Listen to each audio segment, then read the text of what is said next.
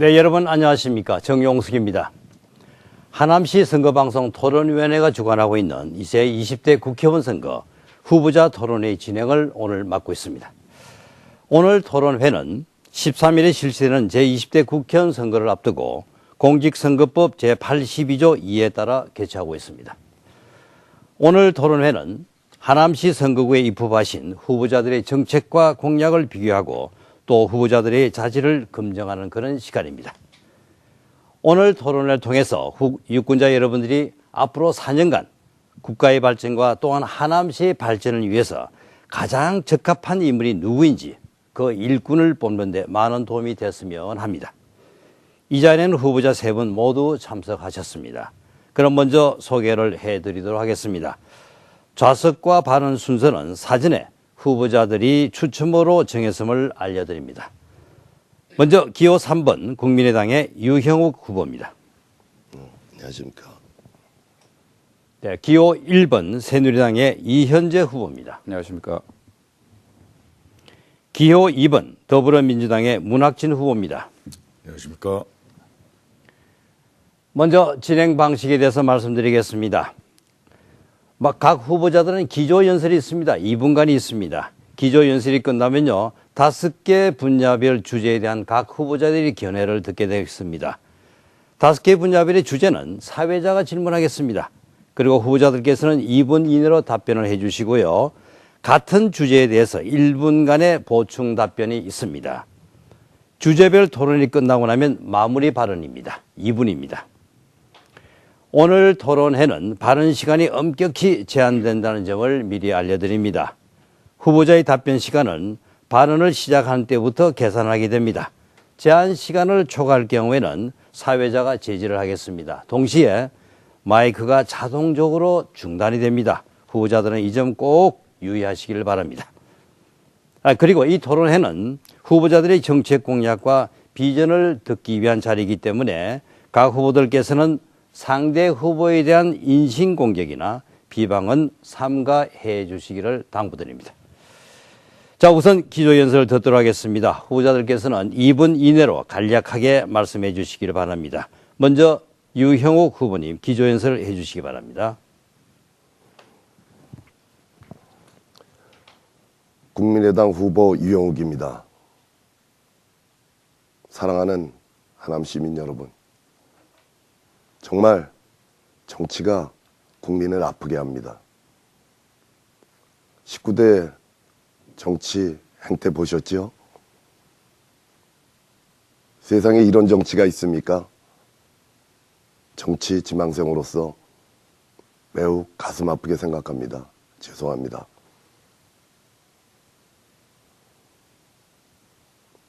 사랑하는 하남 시민 여러분, 이번 정치는 바뀌어야 됩니다. 냉철하게 판단해 주시기 바랍니다. 국민이 얼마나 무섭다는 것을 보여주셔야 합니다. 저는 이번에 믿습니다. 강력한 힘을 국민이 만든 당, 국민의당에게 강력한 힘을 주십시오. 결단코 실망시켜드리지 않겠습니다. 모든 원인은 정치에서 발생되는 것입니다. 잠자는 우리 아들의 눈동자를 보면서 군생활에서 땀 흘리고 있는 우리 자식을 보면서 냉철하게 판단해 주시기 바랍니다. 결코 실망시켜드리지 않겠습니다. 강력한 힘을 주십시오. 감사합니다. 네, 다음은 이현재 후보님 발언해 주시고요. 시간은 2분입니다. 존경하는 하남 시민 여러분, 새누리당 국회의원 후보 1번 이현재입니다. 4년 전 이 자리에서 우리 하남시 발전을 위해서 시민 모시고 열심히 뛰겠다고 약속드렸습니다. 그 약속의 일환으로 하남 지하철 시대를 열었습니다. 하남 발전을 위한 지역 예산 4년간 2,707억을 확보했습니다. 무엇보다도 5호선 지하철 예산 2,390억을 확보해서 조기 개통의 발판을 마련했습니다. 그리고 9호선도 추가 검토 사업으로 미사까지 연결하는 사업 정부 내에서 검토하도록 했습니다.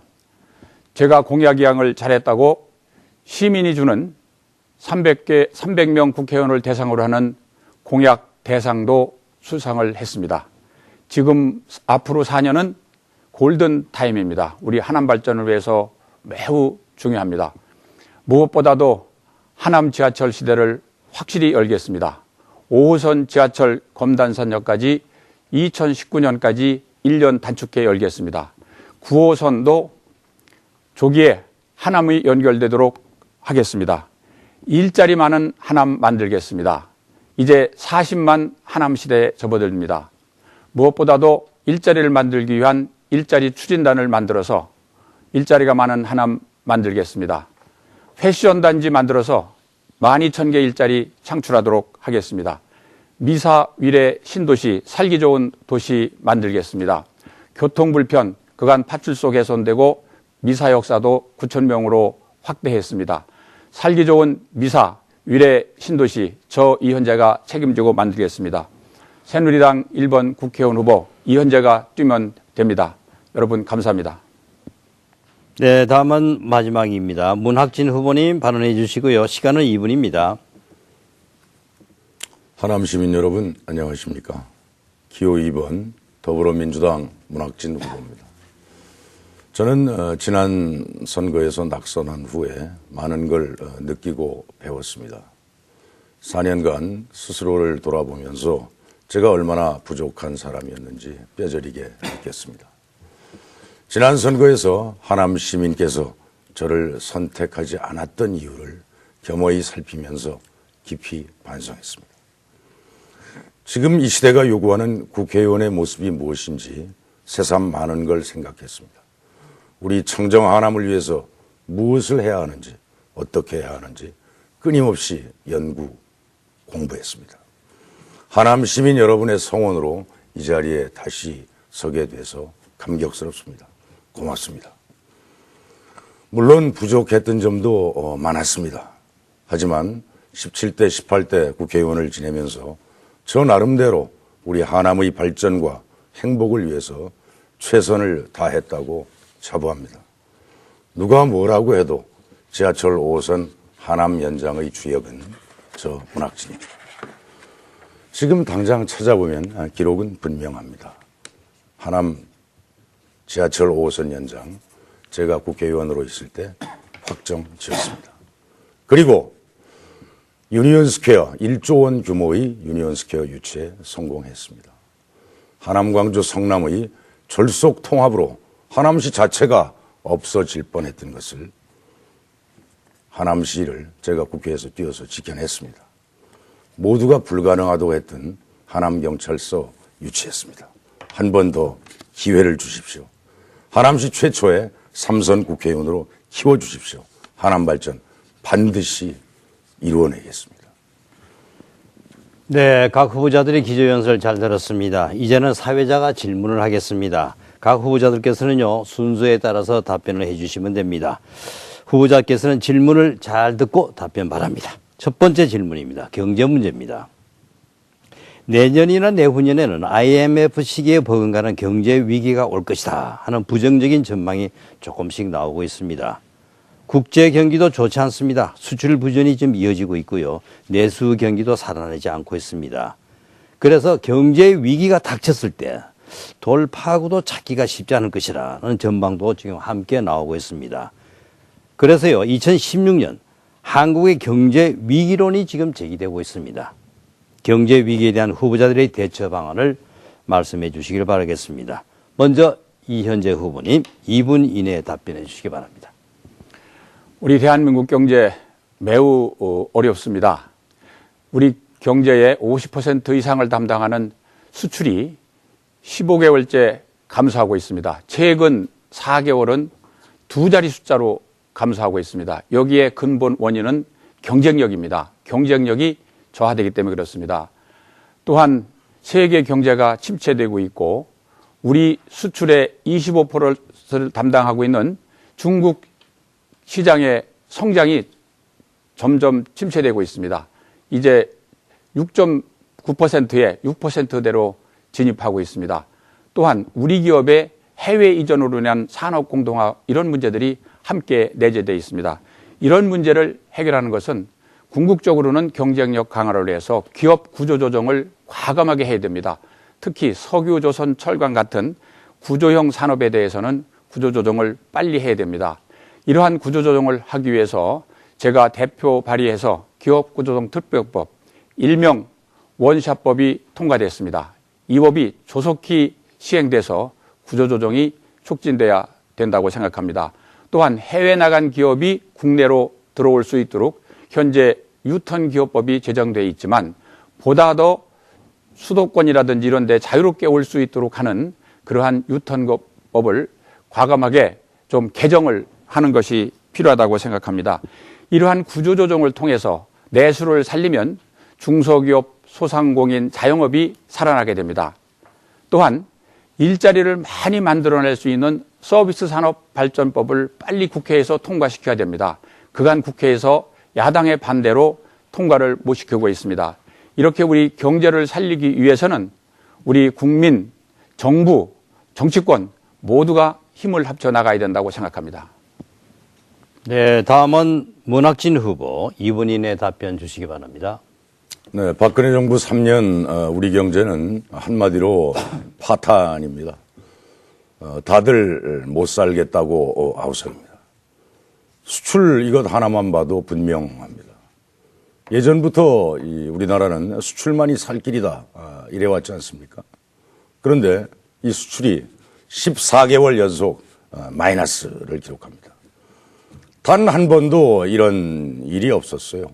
수출이 막힌 겁니다. 우리 경제가 살아갈 길이 막혔다는 얘기입니다. 실업률 6년 만에 사상 최고치입니다. 가계부채 사상 최고입니다.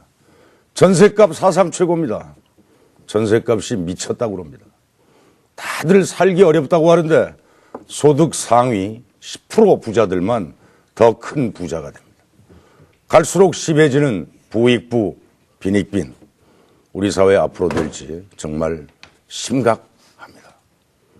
눈덩이처럼 늘어나는 빚 때문에 이 미친 전셋값 때문에 우리 중산층이 빈곤층으로 전락하고 있습니다.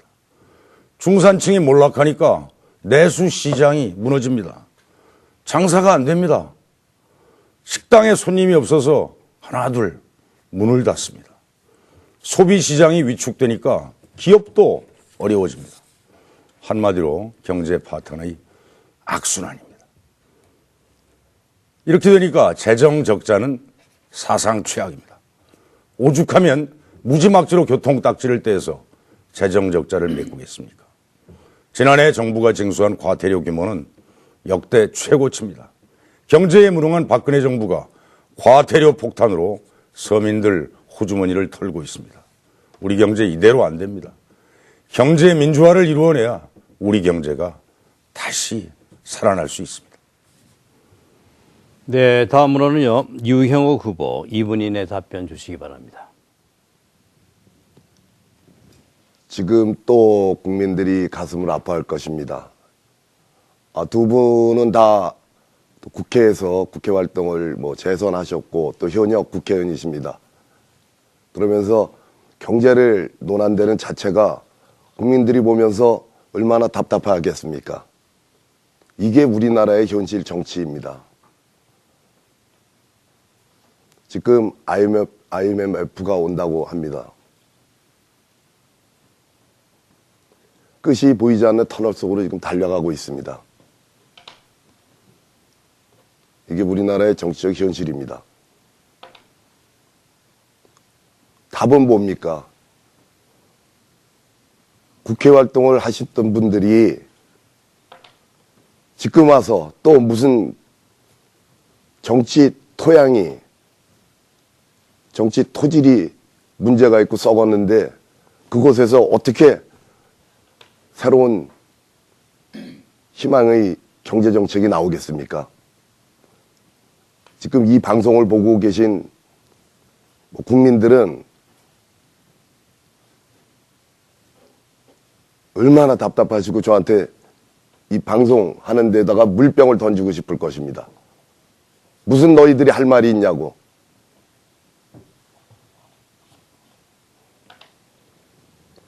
이것이 바로 우리나라의 지금 정치 현실입니다. 두 당이 예결위에서 예산을 쪼개서 논아서 씁니다. 그래 놓고 누구 탓을 합니까?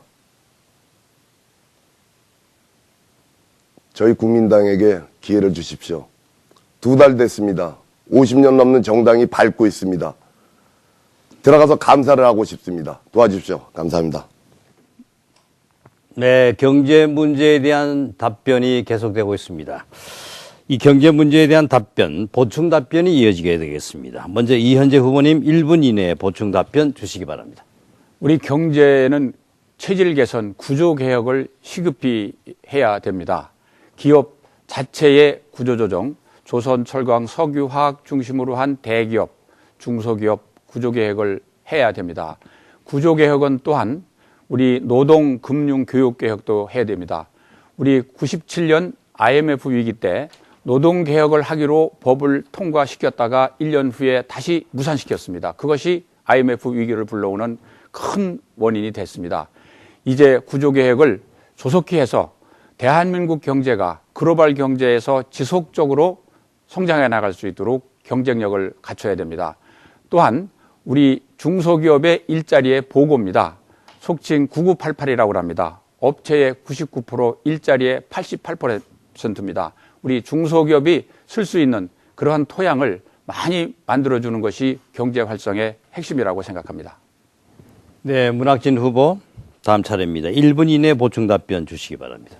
예, 무능한 이 박근혜 정부의 재정적자가 사상 최악이라고 아까 말씀드렸습니다.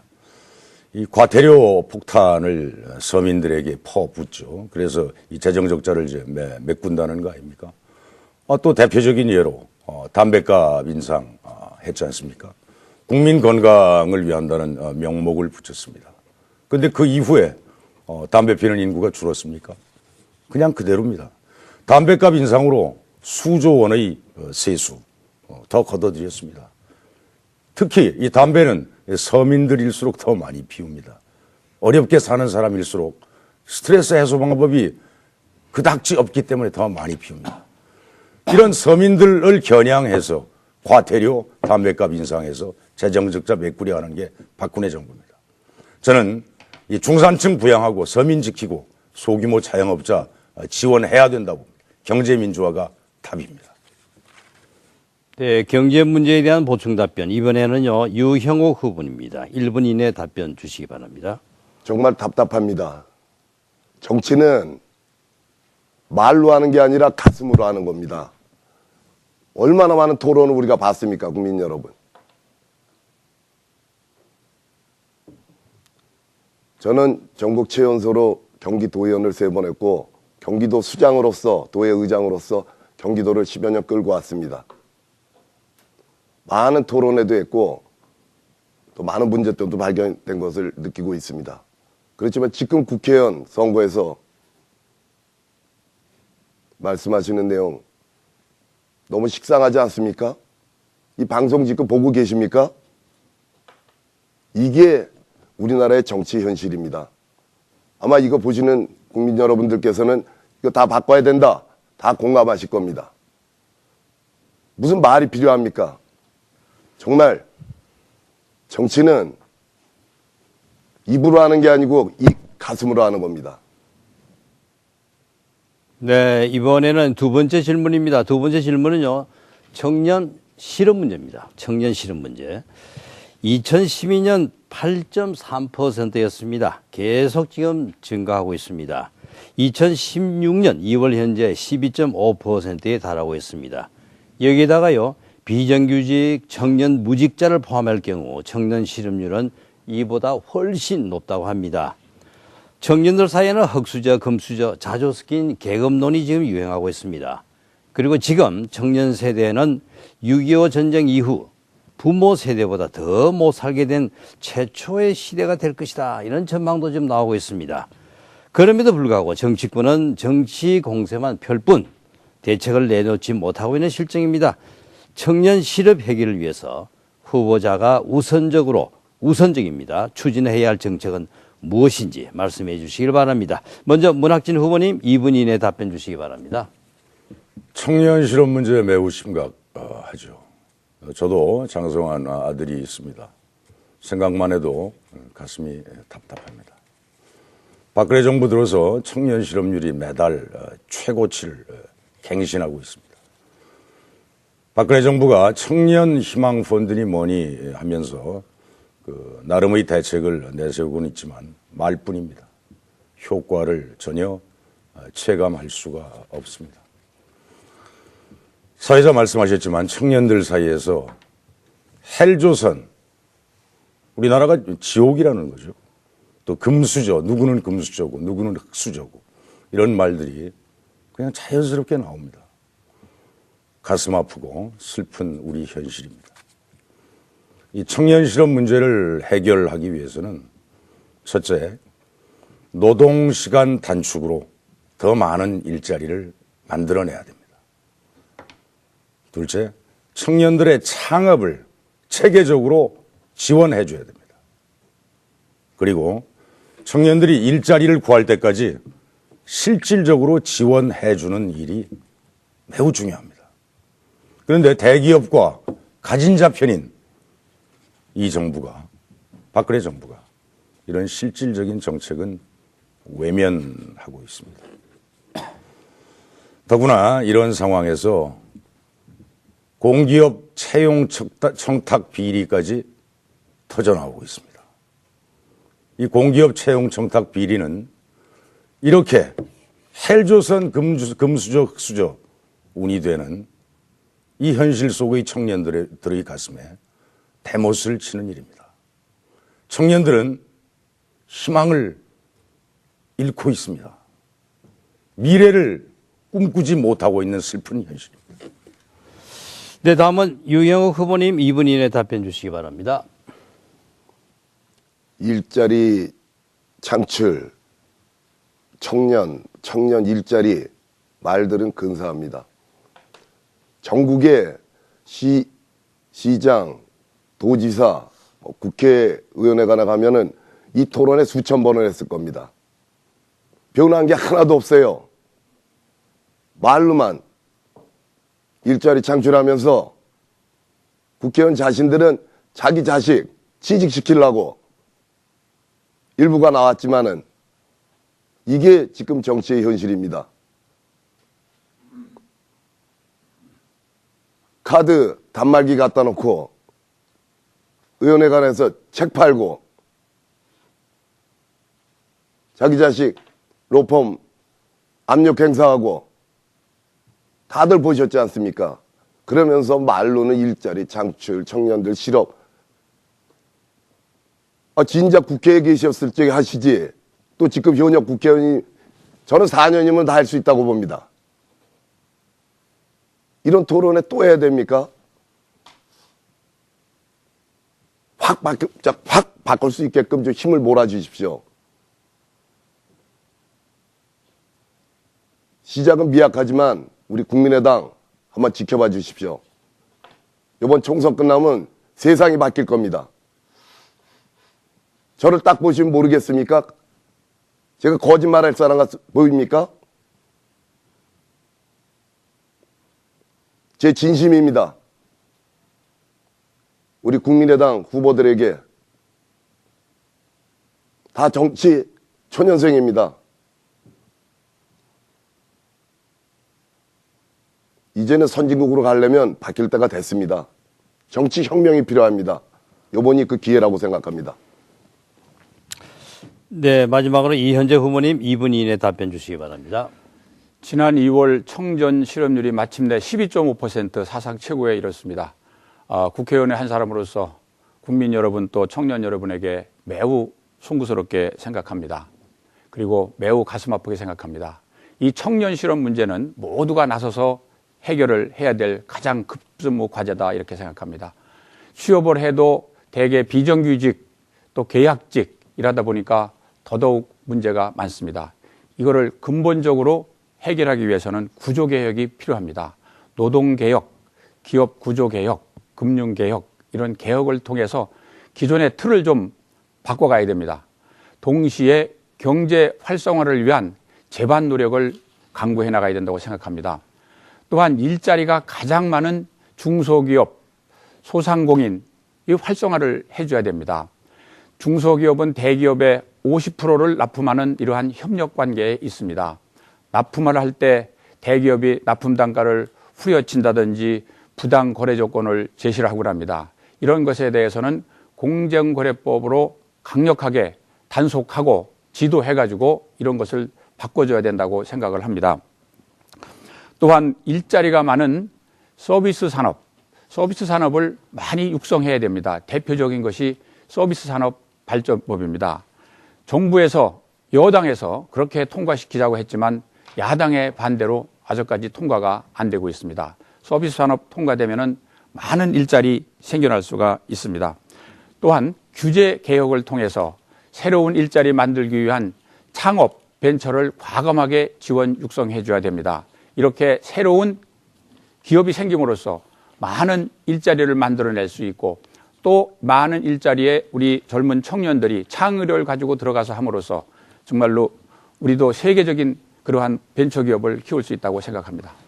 네, 청년 실업 문제 이번에는 보충 답변을 듣도록 하겠습니다. 보충 답변 시간은 1분 이내로 제한되어 있습니다. 먼저 문학진 후보님 답변해 주시기 바랍니다. 제가 아까 그 본답변에서 말씀을 드렸습니다. 청년 실업 문제 매우 심각한데 이 꿈을 잃어버린 우리 청년들. 근데 아까 이 채용 비리 의혹 말씀을 드렸습니다. 이 내용은 아시는 분들은 지금 다 아시죠. 정부 산하기관의 이 중소기업진흥공단이라는 공기업이 있습니다. 최경환 전 부총리가 말하자면 서류 성적이라든지 시험 성적이 꼴찌였던 자신의 비서를 이 공단에 압력, 청탁을 넣어서 합격을 시켰던, 그래서 사회적 물의를 빚은 적이 있습니다. 그런데 이 최경환 전 부총리 말고 이 중소기업진흥공단에 이런 똑같은 행태를 한 분들이 8명이 더 있다. 그중에 3명이 국회 산자위 국회의원이다. 그중에 한 분이 지금 여기 나와 있는 3분 중에 한 분이다.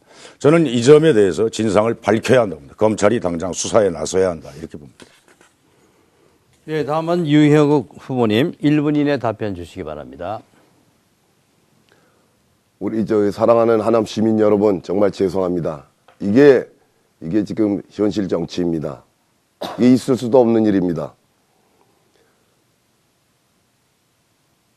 청년 실업률이 12.5%, 가계부채, 소득 양극화, 이 얘기 지긋지긋합니다.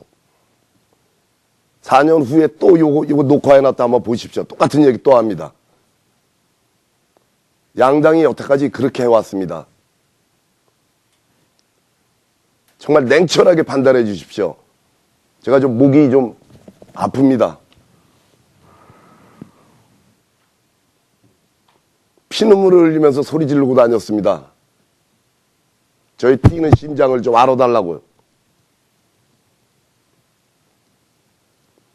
정말 부탁드립니다. 냉철하게 판단해 주시기 바랍니다. 자, 보충 답변입니다. 이현재 후보님 1분 이내 주시기 바랍니다. 청년 실업 국가 정책의 제일 순위로 무엇보다도 우선적으로 과감하게 추진돼야 된다고 생각합니다. 청년 실업 해결을 위해서는 근본적인 경제 활성화가 매우 중요합니다. 중소기업, 일자리 보고인 중소기업을 많이 키워야 된다고 생각합니다. 더불어민주당에서는 청년 구직 촉진 수당을 준다는 공약이 있는 것으로 알고 있습니다. 이러한 미봉책 공약 가지고는 절대로 해결을 될 수 없습니다. 이런 미봉책 공약은 계약직, 비정규직만 양상할 따름입니다. 저는 국회에 들어가서도 중소기업 청장으로서 정부에 있을 때도 우리 청년 일자리를 창업 벤처를 통해서 많이 만들어내도록 노력을 해왔습니다. 당의 새누리당에서도 중소기업 소상공인 특위 부위원장을 맡으면서 우리 자영업이 활성화되고 청년 일자리가 많이 만들도록 노력을 했습니다. 앞으로 청년 일자리 위해서 최선을 다하겠습니다. 네, 이번엔 세 번째 질문이 되겠습니다. 사회 분야에 관한 질문입니다. 잘 들으시고 답변 주시기 바라겠습니다. 최근에 인천의 11세 여아 학대 사건, 부천 초등학생 시신 훼손 사건, 평택의 암매장 사건, 이 전국적으로 일어나고 있는 아동 학대 사건이요, 국민들에게 큰 충격을 지금 주고 있습니다. 이러한 아동 학대 사건이 해마다 발생하고 있습니다. 이에 대한 근본적인 문제는 무엇입니까? 또 해결 방안을 말씀해 주시기 바라겠습니다. 먼저 유형욱 후보님 2분 이내 답변 주시기 바랍니다. 정말 가슴 아픈 일입니다. 하지만 여의도에서는 잘 모르고 있습니다. 제가 자료를 다 가지고 왔습니다. 사실 일일이 다 말씀드리고 싶지만 목이 메고 이게 국민들이 정말 정치 때문에 가슴을 아파합니다. 정치가 국민을 울립니다. 국회의원 나오신 데는 분들 전국에서 토론 다 하고 있지만은 정말 이 아동 학대 이런 지금 빈곤에서 발생되는 경우도 있겠지만 가장 중요한 것은 정치인들의 무관심과 정치가 잘못됐기 때문입니다. 그 며칠 지나면 다 잊어버립니다. 여의도에서는. 다 보좌관들이 적어준 자료들은 얼마든지 있습니다. 얼마든지. 국민의 마음, 진짜 국민이 지금 가슴 아파하는 것이 무엇인지 그거를 알아야지 그 처방이 되는 겁니다.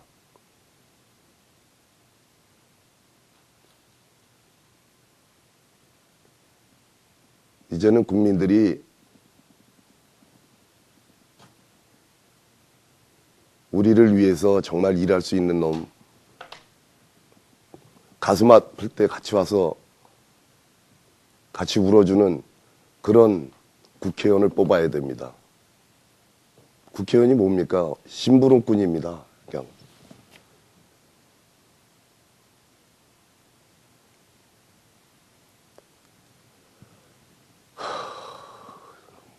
정치 지망생으로서 가슴 아픕니다.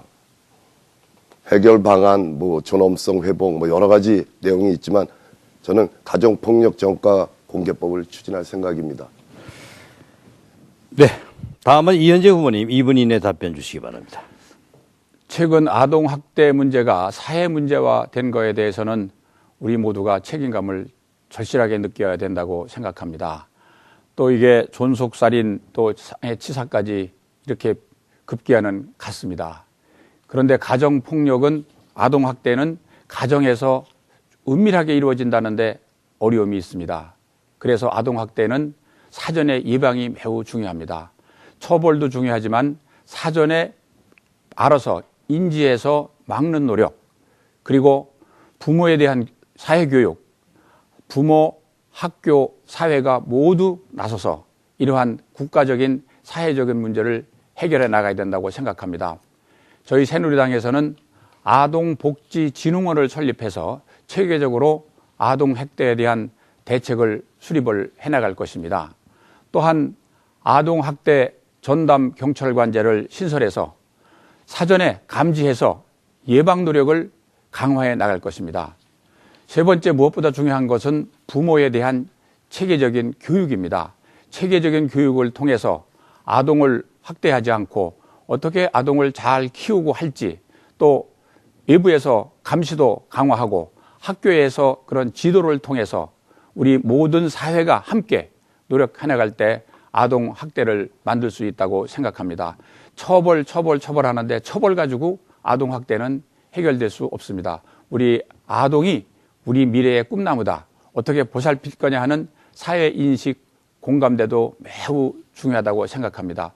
특별히 요즘 신세대 부모들은 이제 자식 교육에 대한 그러한 충분한 준비가 안 된 부분도 많이 있습니다. 이런 부분을 아동복지진흥원 같은 데서 제도나 여러 가지 방안을 연구해서 체계적으로 지원해 나감으로써 이런 아동학대를 방지할 수 있다고 생각합니다. 네, 문학진 후보 2분 이내 답변 주시기 바랍니다. 네, 저뿐만 아니라 이 모든 분들이 요즘 이 텔레비전 뉴스 보기가 겁이 날 지경입니다. 이 엽기적인 이 아동학대 뉴스를 보고 있노라면은 이 세상이 미친 거 아닌가 하는 생각마저 듭니다.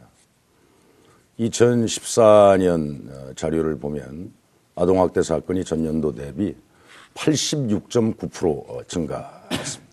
1만 2천여 건이 한 해 동안 발생했습니다. 물론 이 아동학대의 1차적인 원인은 부모에게 있는 게 틀림없습니다. 부모의 미성숙, 또 자식 양육에 대한 잘못된 생각, 가정불화, 여러 가지 이유가 있을 것입니다. 그런데 이 아동학대 문제를 그 부모의 문제만으로 몰아가는 것은 잘못이라고 봅니다. 앞서 그 인용했던 자료를 보면 아동학대를 한 부모의 반이 무직이거나 단순 노무직입니다. 다시 말해서 빈곤한 가정일수록 아동학대가 일어날 확률이 높다는 얘기입니다. 관련 법규를 강화하는 등 이런 조치도 필요하지만 아동학대를 근원적으로 방지하는 길 뭘까요? 저는 우리 사회의 경제민주화를 통한 소득의 재분배 그리고 복지 확대 이렇게 생각을 합니다.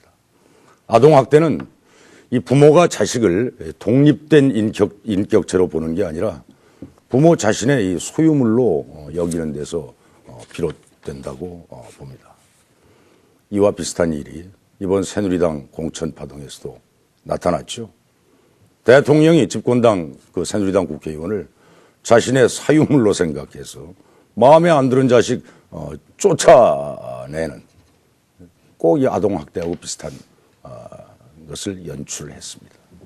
네, 아동학대 보충 답변이 이어지게 되겠습니다. 보충 답변입니다. 먼저 유형욱 후보님 1분 이내에 답변 주시기 바랍니다.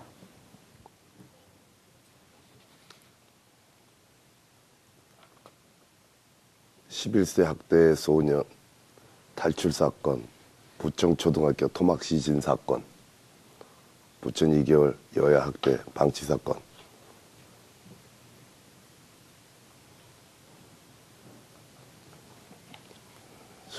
가슴 아픈 일입니다.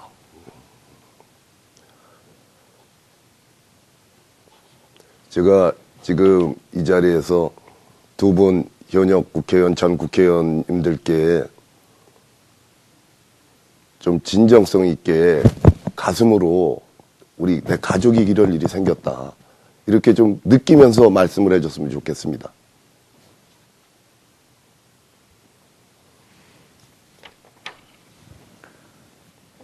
김종인 그분은 얼마 전에 4년 전에 새누리당 공천하다가 이번에는 민주당에 가서 공천하고 있습니다. 이게 정치의 현실입니다. 네, 제한 시간 1분이 지났습니다. 자동적으로 마이크가 꺼지니까요. 이 점 유의해 주시기 바라겠습니다.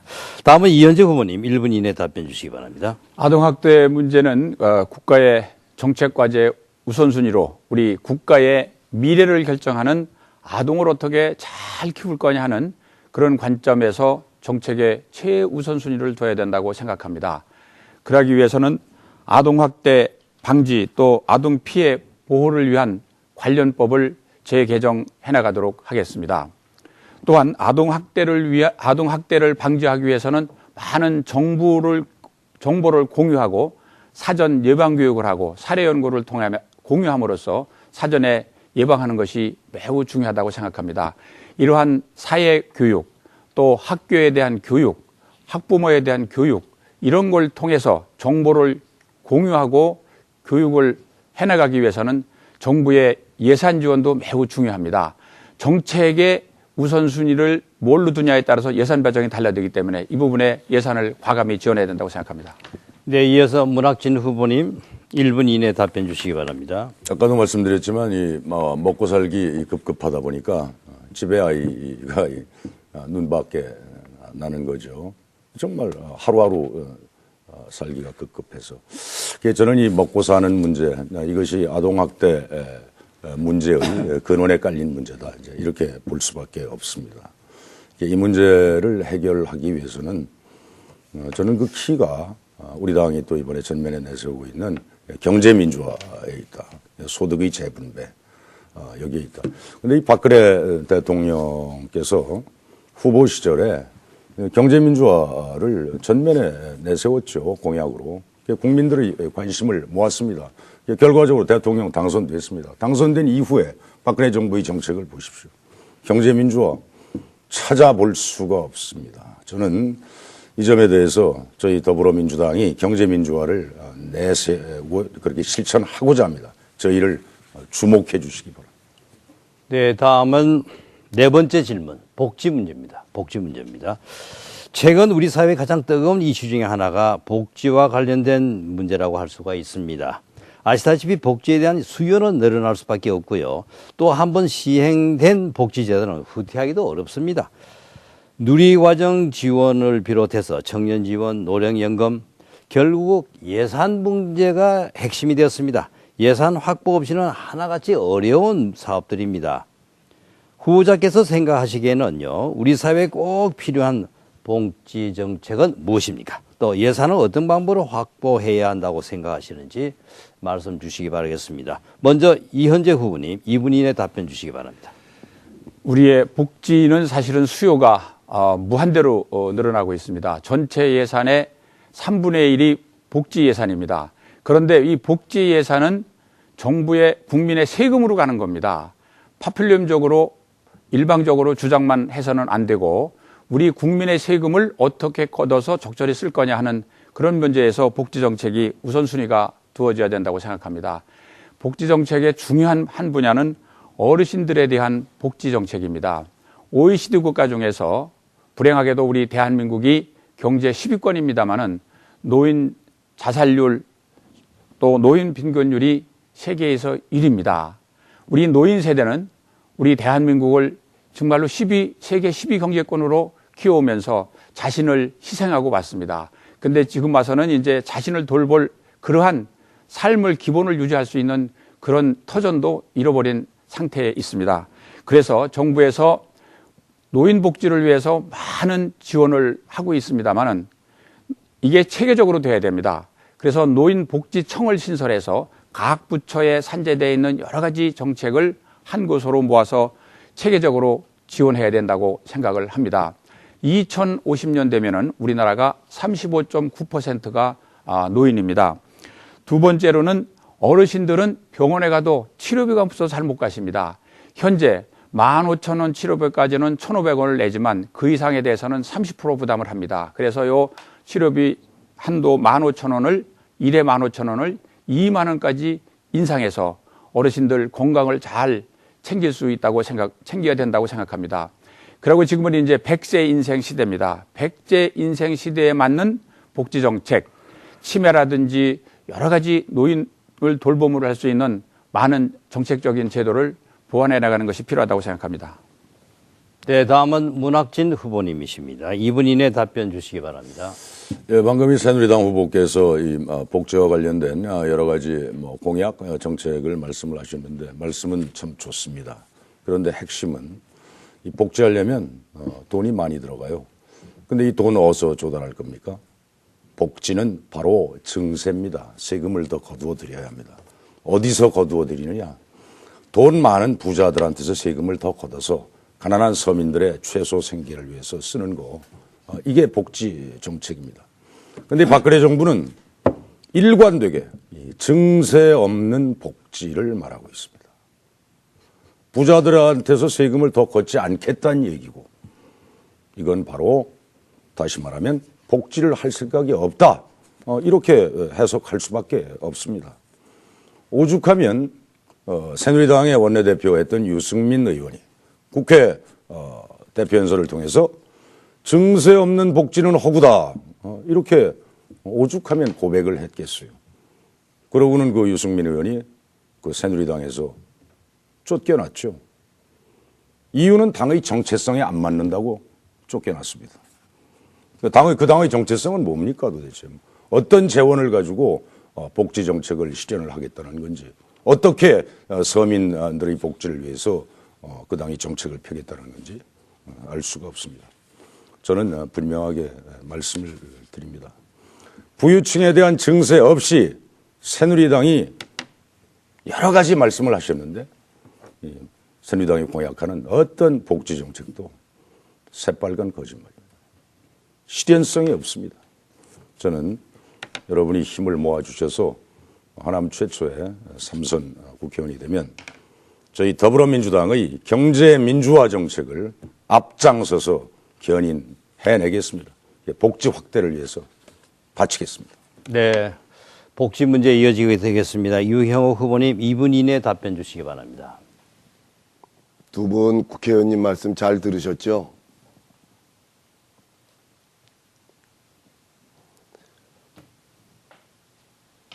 노인연금 20만 원 주고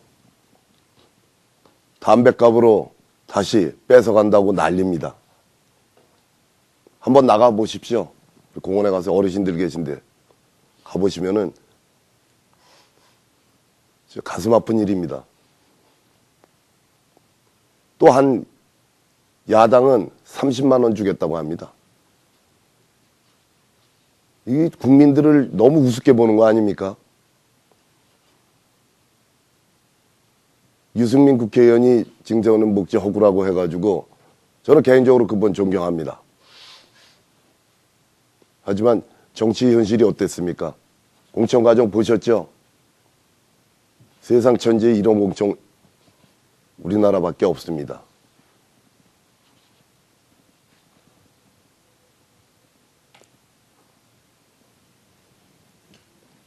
복지 예산 확보. 복지 예산이 국민들이 낸 세금입니다. 그 생각을 잘 알고 계셔야 돼요. 이 세금입니다. 얼마나 많은 토론회에서 우리 국민들이 보셨습니까? 심야 24시간 토론회 지긋지긋할 겁니다. 이 토론회. 지금 아가 또 선거 때가 되니까 양당은 뭘 하겠다, 뭘 해주겠다, 네 탓이니 내 탓이니 여태까지 그렇게 양당이 그렇게 해왔습니다. 이제는 그 양당이 하는 것을 감사할 수 있는 감사 우리 국민의당 후보를 꼭 찍으셔야 합니다. 그래야지 대한민국이 바로 쓸 겁니다. 도와주십시오. 네, 이제는 보충 답변 이어지게 되겠습니다. 보충 답변 시간은 1분 이내입니다. 이현재 후보님 1분 이내 답변 주시기 바랍니다. 복지의 기본은 일자리입니다. 특히 이제 어르신 또 사회 취약계층 이런 분에 대해서는 예산으로 지원하는 것은 한계가 있습니다. 가능한 한 많은 일자리를 기회를 참여할 수 있도록 해야 된다고 생각합니다. 그래서 우리 새누리당에서는 일자리 지원 특별법을 만들어서 노인 인증제를 도입해서 많은 노인분들이 가능한 한 몇 시간씩 파트타임으로 참여할 수 있도록 이렇게 할 계획입니다. 매년 10만 개 일자리를 만들어 나가도록 이렇게 계획하고 있다는 말씀을 올립니다. 그리고 앞에서 우리 더불어민주당 후보께서 경제민주화 말씀을 하셨는데 경제민주화는 사회 약자입니다. 약자 보호를 해서 정부에서 그동안 중소기업 소상공인 진흥공단도 만들었고 또 유통 의무 휴일제를 도입함으로써 소상공인 자영업 보호 조치도 일단 강구를 했습니다. 중소기업 청장에게 고발권도 줬습니다. 네, 다음은 문학진 후보님 1분 이내 답변 주시기 바랍니다. 제가 아까 이 복지는 바로 이 증세다. 돈이 있어야 복지 정책을 펼 수 있다. 이렇게 말씀을 드렸습니다. 그런데 이 부유층으로부터 더욱 많은 세금을 거둬들여서 그걸 서민을 위한 복지 정책에 써야 한다. 이거죠. 그런데 이명박 박근혜 정부 지난 8년을 보면 일관됩니다. 친기업, 친재벌 정책으로 일관합니다.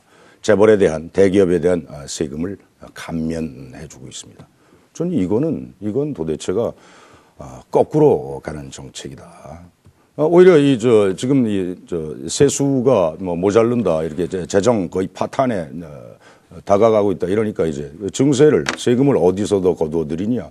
아까 말씀드린 대로 담뱃값 인상해서 서민들로부터 걷어들이고 과태료 폭탄 매기고 이건 아니죠. 부유층으로부터 더욱 세금을 거둬들여서 서민이 복지를 위한 정책에 이 예산을 써야 한다. 이렇게 말씀드립니다.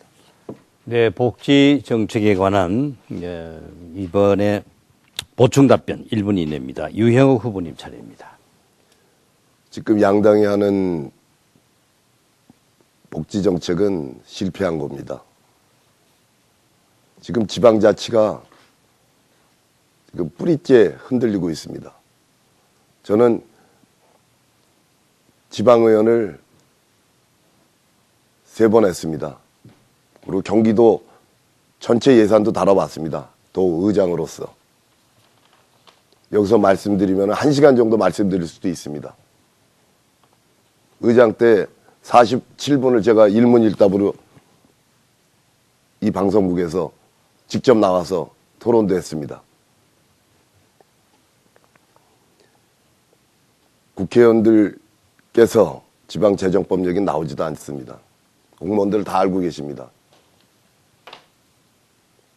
모르겠지. 우리만 알고 있겠지. 우리 여의도만 알겠지. 이게 정치적 현실입니다. 냉철히 판단해 주십시오. 네, 마지막으로 5번째 질문이 되겠습니다. 하남시 발전을 위한 정책입니다. 이번 총선거를 앞두고 각 후보자들이 지역과 지방 언론을 통해서 지역 발전을 위해서 각종 공약을 발표하고 계십니다. 이번 선거방송 토론을 통해서요, 하남시 유권자들에게 각 후보자들의 하남시 발전을 위한 공약을 정리해서 말씀해 주시고요. 아울러 예산입니다. 재원 조달 방안과 실현 가능성에 대해서 말씀 주시기 바랍니다. 먼저 문학진 후보님 2분 이내 답변 주시기 바랍니다. 우리 하남 시민 여러분께서 저 문학진을 이번에 다시 선택해 주시면 저는 하남시 최초의 3선 의원이 됩니다. 3선 의원의 힘과 경륜을 가지고 우리 하남을 위해서 다음과 같은 일들을 반드시 이뤄내겠습니다. 첫째, 지하철 3호선, 8호선, 9호선을 하남까지 반드시 연장하겠습니다. 저를 앞으로 3호선, 8호선, 9호선 389 문학진으로 불러주셔도 좋습니다. 3호선 강남 양재역에서 송파로 오는 노선입니다. 하남의 초이동을 거쳐서 황산 사거리까지 연장하겠습니다. 8호선 성남 모란역에서 잠실역 거쳐서 미사직으로 연장하겠습니다. 9호선 강남 신논현역에서 미사직으로 이어지는 9호선 연장은 지금 국토부에서 검토 중입니다. 거기다가 하나 더 9호선의 지선을 따내겠습니다. 송파에서 가밀지구 거쳐서 고골사거리로 해서 덕풍골 거쳐서 하남시청으로 9호선 지선을 연장하겠습니다. 얼핏 들으면 좀 허황된 거 아니냐 이렇게 얘기할 수 있습니다. 5호선 연장을 제가 국회에서 이루어냈던 그 경험을 바탕으로 해서 반드시 3호선, 8호선, 9호선 성사시키겠습니다. 하남 연장. 그리고 미사동과 고골 일대를 하남의 북쪽 미사동, 남쪽 고골 일대, 미사동 제2의 대학로 조성하겠습니다. 고골 일대 역사마을 조성하겠습니다. 초이동 국가물류복합단지 조성하겠습니다. 네, 하남시 발전 방향. 다음은 유형욱 후보님 2분 이내 답변 주시기 바랍니다. 사랑하는 하남 시민 여러분, 모든 지하철은 하남에서 이루어지는 것 같지 않습니까? 그렇게 지하철 하시면서 수도권 중에서 유일하게 하남시만 지하철이 안 들어와 있습니다. 하남시 강 건너에 있는 강북이죠. 남양주 쪽에도 중앙선이 다니고 있습니다. 지하철이. 저는 팔당역에다 대놓고 지하철을 타고 다닙니다. 두 분께 한번 좀 답변을 좀 해주셨으면 좋겠습니다. 지하철 요금이 지금 얼마인지 아십니까? 간단하게 말씀해 주세요. 후보자 질문 상호간 그 후보자 질문.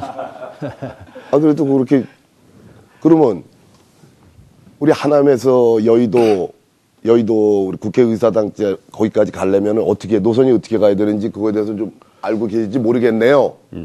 저 혼자 하는 얘기입니다.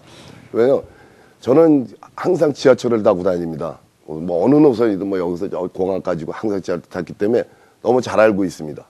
근데 아마 두 분들은 지하철을 거의 안 탔을 겁니다. 그러면서 지하철 하나의 뭐 지하철이면 오면은 뭐 금덩어리 쏟아지는 것처럼 국민들이 지쳤습니다. 그냥 온 도시가 지하철. 3호선, 389 지하철. 진작 현역이 있을 적에 해놓으시지. 그리고 지금 현역이 해놓으시지. 지금 선거 앞두고 지금 공사하고 앞에는 발전소 들어와 있고 뒤에는 쓰레기 음식물 소각장 들어와 있고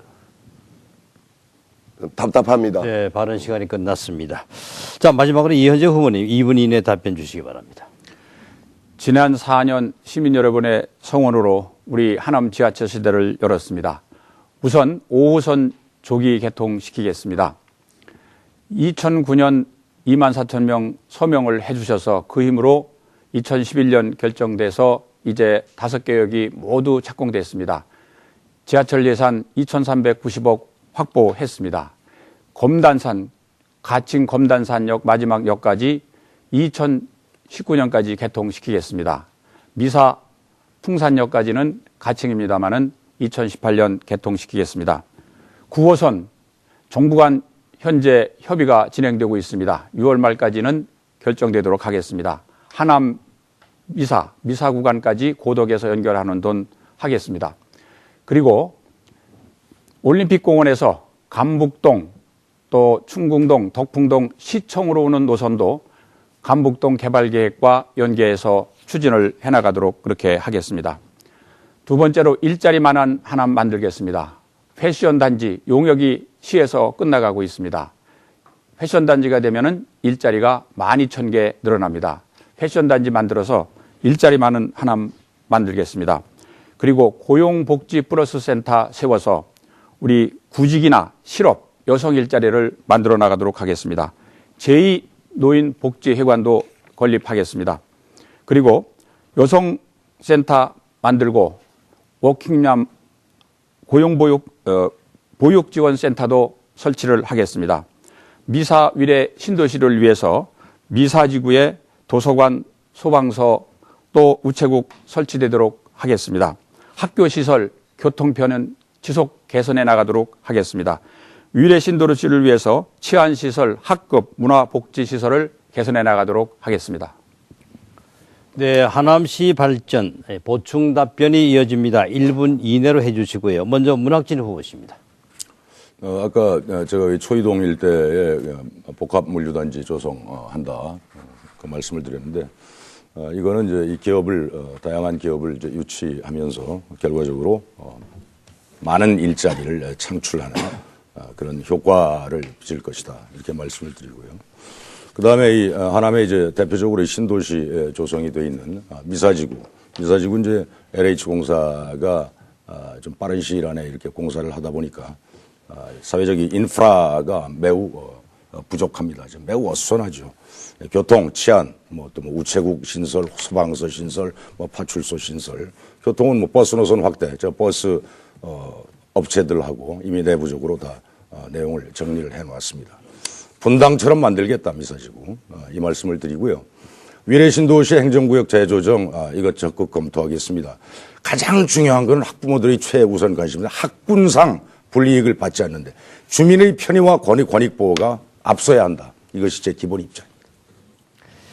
네, 다음은 유형욱 후보님 1분 이내에 답변 주시기 바랍니다. 패션단지 말씀하시고 그 패션단지 들어오는데 그 밑에는 그 젖은 음식물 소각장입니다. 겉에 조형물을 그렇게 세워놓고 하남시 들어오시는 분들이 큰 남산타워처럼 저걸 보면서 저게 과연 무엇인가. 그 밑에 모든 음식물을 소각해서 태우는 그 굴뚝입니다. 그리고 하남시 정문에 발전소, 대용량 발전소가 들어와 있습니다. 제가 한정 감사를 했었습니다. 거기서 보시면은 거기서 나오는 것이 입에서 나오는 입김이라고 써놨습니다. 대형 현수막을 2개를. 아마 출근하시는 분들이 통탄할 겁니다. 어떻게 전기 만드는 공장에서 나오는 굴뚝이 입에서 나오는 입김입니다 해가지고 그런 현수막을 붙여놓을 수 있습니까? 이런 걸 바로잡겠습니다. 발언 시간이 좀 넘었습니다. 마지막으로요. 이현재 후보님 1분 이내에 답변 주시기 바랍니다. 우리 하남이 미사위례를 포함해서 우리 하남시 전체가 분당보다 더 살기 좋은 하남을 만들도록 하겠습니다. 이렇게 함으로써 일자리 많은 하남, 일자리가 많이 늘리기 위해서 일자리 추진단을 구성하겠습니다. 우리 전국경제인연합회 상공회의소, 중소기업, 중앙회, 이러한 경제단체, 또 코트라 등 이런 지원기관과 연계해서 일자리 추진단을 만들어서 우리 일자리가 기업이 하남에 많이 올 수 있도록 하겠습니다. 위례 신도시 문제와 관련해서 근본적인 대책을 강구하기 위해서 송파 김을동 의원, 성남 또 후보, 저 셋이서 대책위원회를 구성하기로 합의했습니다. 또한 총리실에 신도시 특별위원회를 설치해서 체계적으로 학군 문제라든지 체육 복지시설 문제, 교통 문제, 치안 문제 해결해 나가도록 하겠습니다. 네, 이상으로 5개 주제별 토론을 마치도록 하고요. 이제는 마지막 순서입니다. 마무리 발언입니다. 미처 다 하지 못한 얘기가 있거나 유권자 여러분들에게 이 얘기는 꼭 해야 되겠다 하고 싶은 얘기들은 말씀해 주시길 바라고요. 시간은 2분 이내입니다. 먼저 유영욱 후보님 2분 이내 발언해 주십시오. 사랑하는 하남 시민 여러분, 저는 하남에서 태어나 하남의 최고 전통 있는 동부초등학교, 중고등학교를 졸업했습니다. 한 번도 떠난 적이 없습니다. 유일하게 하남을 벗어난 것은 해군 병장으로 35개월 근무할 때만 하남을 떠났습니다.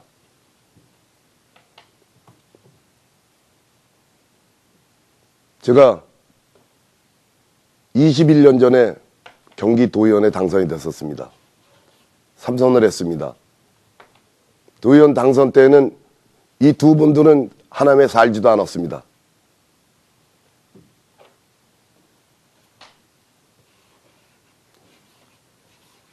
하남시에서 태어나 하남시 4.27, 옛날 4.27하고 있습니다.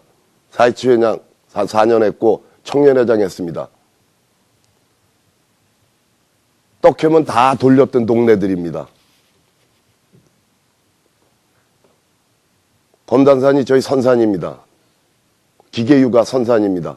어제 우리 14대 송당 할아버지 제사 지냈습니다. 너무너무 사랑하는 내 도시입니다. 내 고향이고. 제가 죽어도 검단산에 묻힐 겁니다. 제 모든 것을 바치겠습니다. 누가 떠날 사람인지, 누가 하남에 묻힐 사람인지 냉철히 판단해 주시고 뭐 하겠다 지금 말씀하신 내용들 기억도 못할 겁니다. 후보자 중에서 누가 진정성을 가지고 진심을 가지고 토하는 심정으로 얘기했는지. 제한 시간이 넘었습니다. 제한 시간이 넘으면요 자동적으로 마이크가 꺼지게 되었습니다. 자, 다음은 이현재 후보님 2분 이내 발언 주시죠. 존경하는 하남 시민 여러분, 이번 선거는 서민 민생 경제를 살리는 새누리당 지지해 주십시오. 국회에서 경제 살리는데 발목 잡는 야당 심판해 주십시오. 우리 안보가 중요한데 테러 방지법도 반대하는 야당, 이러한 야당을 심판하는 선거라고 생각합니다. 저는 지난 4년 동안 말이 아닌 실천을 해왔습니다. 제가 정부에서 30년간 공직생활한 경험, 인맥을 통해서 일머리를 아는 국회의원으로서 우리 실천해서 하남 지하철 시대를 열었습니다. 2만 9천 명 서명 받아서 착공시켜서 이제 개통 남아 있습니다. 조기 개통 저 이현재가 할 수 있도록 저에게 다시 한번 기회를 주십시오. 우리 하남시가 이제 넓어지고 있습니다. 구도심과 미사위례, 신도시가 함께 어우러져 가지고 정말로 수도권에서 살기 좋은 시민이 행복한 하남시 제가 책임지고 만들겠습니다. 저를 많이 도와주시고 저를 심부름꾼으로 다시 한번 써주시기를 간곡하게 부탁 올립니다. 아무리 좋은 정책, 아무리 제가 시민을 행복하게 만드는 좋은 생각이 많더라도 시민 여러분께서 저를 선택해 주지 않으면 기회가 오지 않습니다. 존경하는 시민 여러분, 귀중한 한 표 한 표를 저에게 몰아주셔서 하남을 수도권에서 제일 살기 좋고 정말로 지하철 5호선이 개통되고 강남 가는 9호선이 개통되는 살기 좋은 하남 저 이현재가 책임지고 만들겠습니다. 저에게 다시 한번 기회를 주실 것을 간곡하게 호소드립니다. 감사합니다. 네, 마무리 발언 문학진 후보님 2분 이내에서 발언해 주십시오.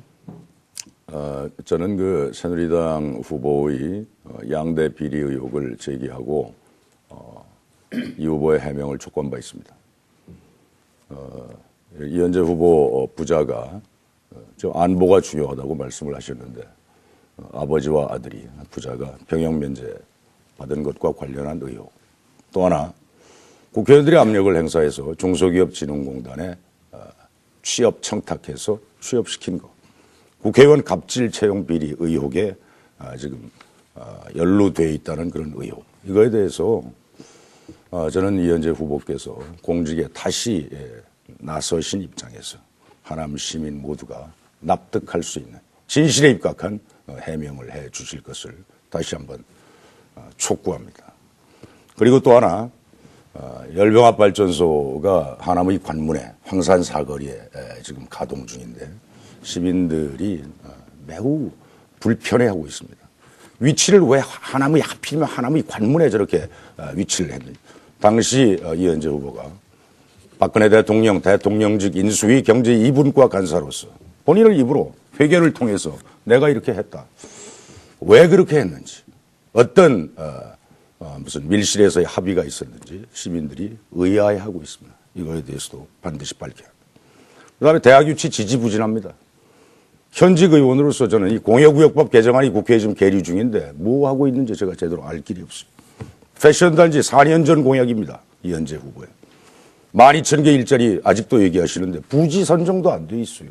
어떻게 하겠다는 건지 모르겠습니다. 저 문학진은 16대 총선에서 3표 차로 떨어져가지고 별명이 문세표입니다.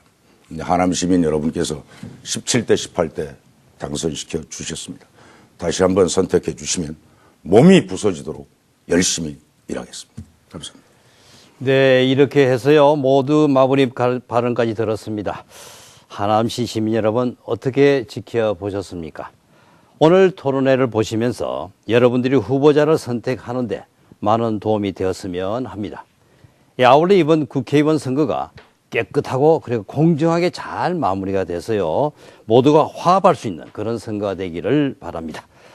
오랜 시간 토론에 임해 주신 세 분 후보자께 감사의 말씀을 드립니다.